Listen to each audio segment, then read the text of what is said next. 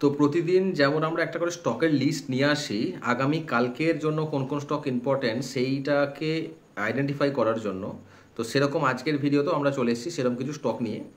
তো আজকে আমি 5টা স্টকের নাম বলবো। তো 5টা স্টকের নামে যাওয়ার আগে আমি আজকের মার্কেট সিচুয়েশনটা এবং মার্কেটের ইম্পর্টেন্ট নিউজগুলো আমি একটু বলে নিই। প্রথমত হচ্ছে যে ডিআইআই এফআইআই অ্যাক্টিভিটিস আমরা দেখেছি, যে আমরা আজকেও দেখলাম যে যেখানে ডিআইআই কিন্তু আজকে ভালো রকম বাই করেছে, প্রায় 2.8 কোটি টাকার বাই করেছে।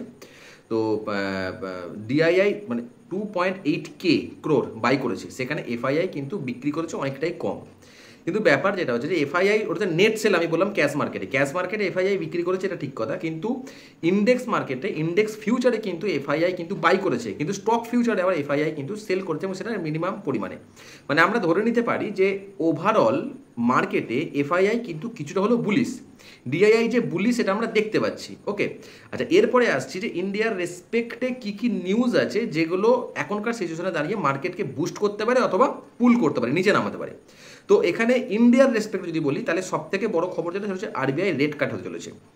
আরবিআই এক্সপেক্ট করা হচ্ছে 25 বেসিস পয়েন্ট থেকে 50 বেসিস পয়েন্ট পর্যন্ত রেট কিন্তু কাট হতে পারে। কাজে আরবিআই যদি রেট কাট করে, সেটা কিন্তু ইন্ডিয়ান মার্কেটের জন্য কিন্তু একটা গুড সেন্টিমেন্ট হিসেবে দেখা হবে, এবং মার্কেটে কিন্তু স্টকগুলো বা মার্কেট কিন্তু একটা উপরের দিকে যাওয়ার পসিবিলিটি রয়েছে।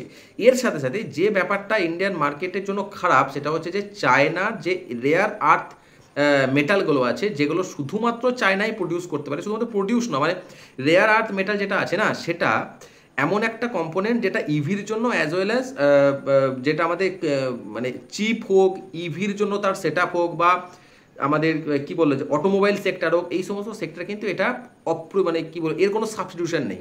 এবং চায়না এমন একটা জায়গায় দাঁড়িয়ে আছে, রেয়ার আর্থ মেটালের প্রোডাকশন এবং তার এক্সট্রাকশন, মানে র মেটেরিয়াল থেকে রেয়ার আর্থ মেটালটাকে বের করা, এই দুটো ক্ষেত্রেই কিন্তু চায়না লিডিং পজিশনে হোল্ড করছে। মানে গোটা ওয়ার্ল্ডে যত পরিমাণ রেয়ার আর্থ মেটাল যায়, তার 60 থেকে 70% কন্ট্রোল করে চায়না। এবারে চায়না কি করছে, চায়না শয়তানি করে এই রেয়ার আর্থ মেটালটাকে কিন্তু রেস্ট্রিক্ট করার চেষ্টা করছে বিভিন্ন দিক থেকে, যার প্রভাব কিন্তু ইউএস মার্কেটে অলরেডি পড়ছে, ইন্ডিয়ান মার্কেটেও কিন্তু পড়ার একটা সম্ভাবনা রয়েছে।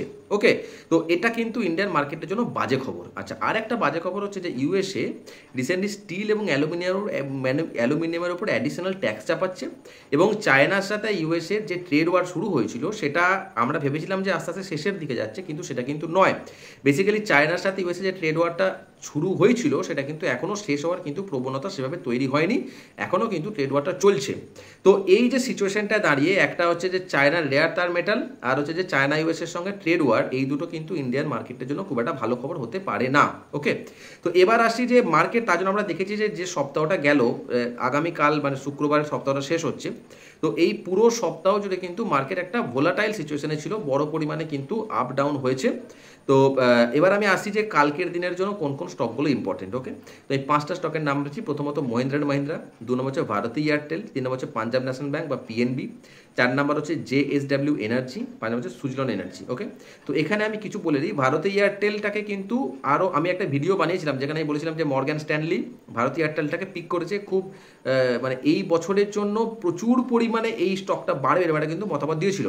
আর একটা মতামত দিয়েছিল মর্গ্যান স্ট্যানলি, তারা বলেছিল যে এনার্জি সেক্টর কিন্তু ইন্ডিয়ান মার্কেটে এই বছরে 2025-এ কিন্তু বুম হওয়ার পসিবিলিটি রয়েছে। তো সেই জায়গায় দাঁড়িয়ে জেএসডব্লিউ এনার্জি এবং সুজন এনার্জি দুটোই কিন্তু পজিটিভ দিক রয়েছে, এরা কিন্তু একটা লং টার্মে বড় র্যালির দিকে যাওয়ার সম্ভাবনা রয়েছে।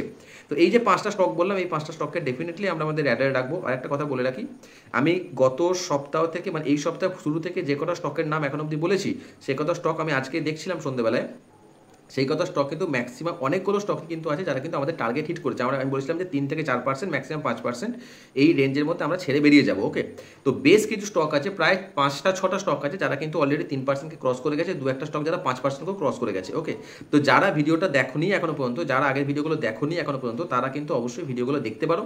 এবং আমাদের আরেকটা ফেসবুক চ্যানেলও আছে, Facebook channel actually Facebook page আছে স্টক 24 নামেই, তো সেটাকেও তোমরা কিন্তু লাইক করতে পারো, এবং ডেফিনেটলি যদি ভালো লাগে তো আমার ভিডিওটা, তাহলে আমাদের চ্যানেলটা সাবস্ক্রাইব করে দিও। তাহলে আজকে থাকে পর্যন্তই, পরের ভিডিওতে আবার দেখা হচ্ছে।